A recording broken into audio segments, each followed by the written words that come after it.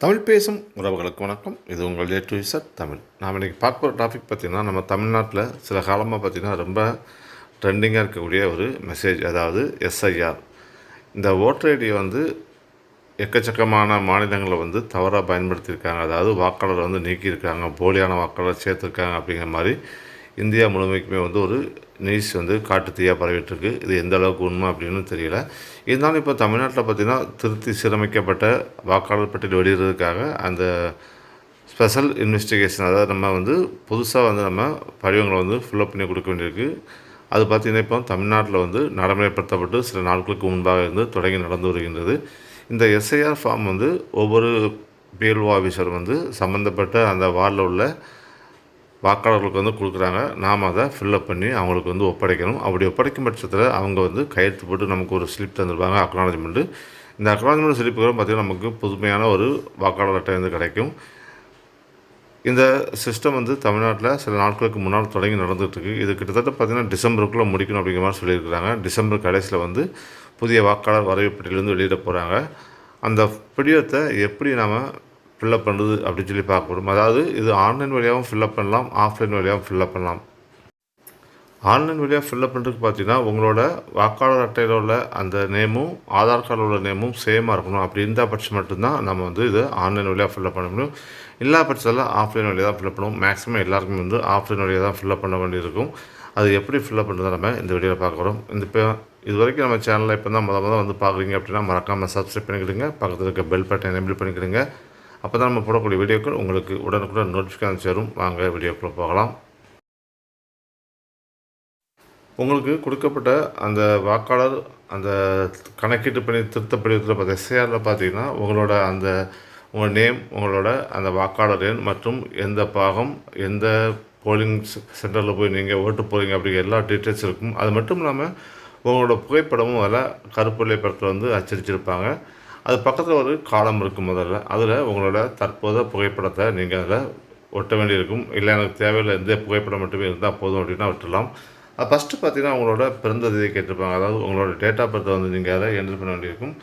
அதுக்கப்புறம் பார்த்தீங்கன்னா உங்களோட ஆதார் கார்டு கேட்டிருப்பாங்க. அதாவது உங்களோட ஆப்ஷன் நீங்கள் விருப்பப்பட்டால் கொடுக்கலாம், விருப்பம் இல்லைன்னா கொடுக்காமலும் இருக்கலாம். அதுக்கப்புறம் பார்த்தீங்கன்னா உங்களோட அந்த மொபைல் நம்பர் கேட்டிருப்பாங்க. இது எதுக்குன்னு கேட்டிங்கன்னா, உங்களோட மொபைல் நம்பரை வாக்காளர் அட்டையோட இணைக்க போகிறாங்க, அதுக்காக கேட்டுக்கிறாங்க. உங்களோட மொபைல் நம்பரை கரெக்டாக நீங்கள் யூஸ் பண்ணக்கூடிய மொபைல் நம்பரை நீங்கள் அதில் எழுதுங்க. அதுக்கப்புறம் பார்த்தீங்கன்னா உங்களோட தந்தையார் பேர் கேட்டிருப்பாங்க. அதாவது தந்தை அல்லது பாதுகாவலர் பேர் கேட்டிருப்பாங்க. உங்களுக்கு கல்யாணம் முடிஞ்சதுன்னா பாதுகாவலர் பேர் போடலாம், கல்யாணம் முடியாத பட்சத்தில் தந்தை பேரை போட்டலாம். அதுக்கப்புறம் பார்த்தீங்கன்னா உங்களோட தகப்பனார் அதாவது தாயாருக்கு நீங்கள் யாரை கொடுத்துருக்கீங்களோ அவங்களுக்கு ஓட்டர் ஐடி இருந்துச்சுன்னா அந்த ஓட்டர் ஐடியோட நம்பரை எழுத வேண்டியிருக்கும். அப்புறம் பார்த்தீங்கன்னா உங்களோட தாயார் பேர் கேட்டிருப்பாங்க. உங்களோட தாயார் பேர் எதுவோ இருக்காங்க எழுதிக்கிடுங்க. எழுதி முடித்தோன்னே பார்த்தீங்கன்னா அதுக்கப்புறம் அதே மாதிரி அதில் உங்களோட தாயாரோட வாக்காளர் அடையாளம்னு கேட்டிருப்பாங்க. அப்படி இருக்கும் பட்சத்தில் நீங்கள் அவங்களோட அந்த வாக்காளர் அட்டையை அந்த என்ன நம்பர் எழுத வேண்டியிருக்கும்.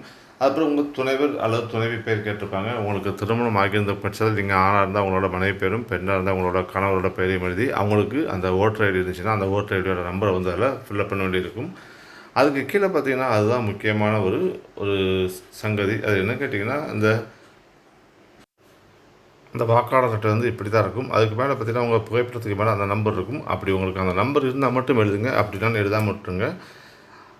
அதுக்கப்புறம் பார்த்தீங்கன்னா உங்களோட உறவினர், அதாவது பாதுகாவலர் அல்லது உறவினர் பேர் கேட்டிருப்பாங்க. உங்களுக்கு தந்தை இல்லை தாய் பேர் எதுவாக நீங்கள் எழுதிக்கலாம். அது பிறகு உங்களுக்கும் அவங்களுக்கும் உள்ள உறவுமுறை கேட்டிருப்பாங்க. தந்தைனா தந்தை எழுதுங்க, தாய்னா தாய் எழுதுங்க, கணவர்னா கணவன் எழுதுங்க. அப்புறம் பார்த்திங்கன்னா மாவட்டம் கேட்டிருப்பாங்க. மாவட்டம் உங்களுக்கு எந்த மாவட்டமோ அந்த மாவட்டம் எழுதிக்கிடுங்க. அப்புறம் பார்த்திங்கன்னா மாநிலம் கேட்டிருப்பாங்க. அதாவது நம்ம தமிழ்நாடு அப்படின்னா நம்ம தமிழ்நாடோட அந்த தமிழ்நாடு அப்படின்னு சொல்லி எழுதிக்கலாம். கீழே பார்த்திங்கன்னா அதாவது மக்களவை அல்லது சட்டமன்ற தொகுதியோட பேர் கேட்டிருப்பாங்க. நீங்கள் எந்த தொகுதியில் இருக்கீங்களோ அந்த தொகுதியோட பேர் எழுதணும். அதுக்கப்புறம் பார்த்தீங்கன்னா உங்களோட அந்த பாகம் எண் கேட்டிருப்பாங்க. நீங்கள் எந்த பாகத்தில் வரீங்களோ அந்த பாகம் எண் எழுத வேண்டியிருக்கும். அதுக்கப்புறம் பார்த்தீங்கன்னா உங்களோட ஓட்டர் ஐடி அந்த பாகத்தில் எந்த சீரியல் நம்பரில் இருக்கோ அந்த சீரியல் நம்பரை எழுத வேண்டியிருக்கும்.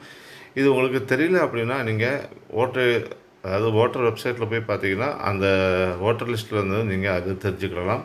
அதுக்கப்புறம் பார்த்தீங்கன்னா உறவுமுறை, அதாவது முந்தைய சிறப்பு திட்டத்தில் உங்களோட உறவுமுறை, அதாவது உறவினர் யாருக்காவது அந்த ஓட்டு செலுத்தியிருந்தாங்க அப்படின்னா அவங்களோட டீட்டெயில்ஸ் எழுத வேண்டியிருக்கும். இப்போ உதாரணத்துக்கு பார்த்தீங்கன்னா நான் எங்கள் அம்மா இருக்கனால எங்கள் அம்மாவோட பேர் எழுதியிருக்கேன். அதே மாதிரி அவங்களோட ஓட்டர் ஐடி, அதாவது பழைய ஓட்டர் ஐடி நம்பரை வந்து அதில் ஃபில்லப் பண்ண வேண்டியிருக்கும். புது ஓட்டர் ஐடி நம்பரை நீங்கள் வந்து அதில் ஃபில்லப் பண்ணக்கூடாது. அதுக்கப்புறம் பார்த்தீங்கன்னா, அவங்களோட உறவு முறை கேட்டிருப்பாங்க. அவரோட, அதாவது எங்கள் அம்மாவோட கணவர் அப்படின்னா எங்கள் அப்பா பேர் எழுதியிருக்கேன். அதுக்கப்புறம் பார்த்தீங்கன்னா, அவரோட உறவு முறை, அதனால் கணவர் அப்படின்னு எழுதி வச்சுருக்கோம். அதுக்கப்புறம் பார்த்தீங்கன்னா, அதே மாதிரி மாவட்டம் கேட்டிருப்பாங்க. தூத்துக்குடி எழுதியிருக்கோம். மாநிலம் வந்து நம்ம தமிழ்நாடு. அதே மாதிரி பார்த்தீங்கன்னா, அந்த சட்டமன்ற அல்லது மக்களவை தொகுதி, அதுக்கு மட்டும் இல்லாமல் அதுக்கப்புறம் பாகப் எண் மற்றும் வரிசை எண் இதெல்லாம் வந்து ஃபில்லப் பண்ண வேண்டியிருக்கும். உங்களுக்கு இது சந்தேகம் பட்சத்தில் பிஎல்ஓ ஆஃபீஸர்கிட்ட நீங்கள் ஃபார்ம் வாங்கும்போது நீங்கள் அவங்ககிட்டயே கேட்டு இதை தெரிஞ்சுக்கிடலாம். அதுக்கப்புறம் பார்த்தீங்கன்னா, கீழே வந்து அந்த சைன் போட வேண்டியிருக்கும். கீழே பார்த்தீங்கன்னா, உங்கள் வீட்டில் உள்ள நபர், அதாவது நீங்கள் வெளியூரில் இருக்கலாம், இல்லை வெளிநாட்டில் இருக்கலாம். அப்படிங்கிற பட்சத்தில் பார்த்தீங்கன்னா, உங்களோட 18 வயசுக்கு மேற்பட்ட உங்கள் வீட்டில் உள்ள குடும்ப உறுப்பினர், உங்கள் அப்பா இல்லை அம்மா, தம்பி, அண்ணன் யாராலும் கையெழுத்து போடலாம்.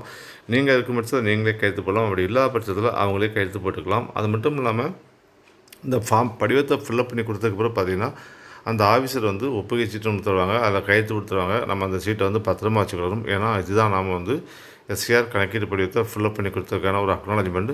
இது மட்டும் இல்லாமல் இதோட பின்பக்கத்தை பார்த்தீங்கன்னா சில டீட்டெயில்ஸ் கொடுத்துருப்பாங்க. அதாவது நம்ம 1984க்கு முன்னர் பிறந்திருக்கோம் அப்படின்னா நம்ம சில டீட்டெயில்ஸ் வந்து அதில் சப்மிட் பண்ண வேண்டியிருக்கும். அந்த டீட்டெயில்ஸில் பார்த்தீங்கன்னா சில அடையாள அட்டைகள் வந்து கொடுக்க சொல்லியிருப்பாங்க. அதாவது இந்திய அரசாங்கத்தால் அளிக்கப்பட்ட அடையாள அட்டைகள் மற்றும் கல்வி மற்றும் வங்கி, இந்த மாதிரி நம்மள்கிட்ட இருக்கக்கூடிய அந்த புகைப்படத்தினுடைய அடையாள அட்டை மற்றும் நம்மளோட வயது சம்பந்தமான அடையாள அட்டை, இது ஏதாவது நம்ம இணைக்க வேண்டியிருக்கும். இல்லை ஆதார் கார்டு இணைக்கலாம், உங்களோட கல்வி மாற்று சான்றிதழ் இணைக்கலாம், அல்லது உங்களோட பேங்க் அக்கௌண்ட்டோட ஃப்ரண்ட் பேஜ் இணைக்கலாம்.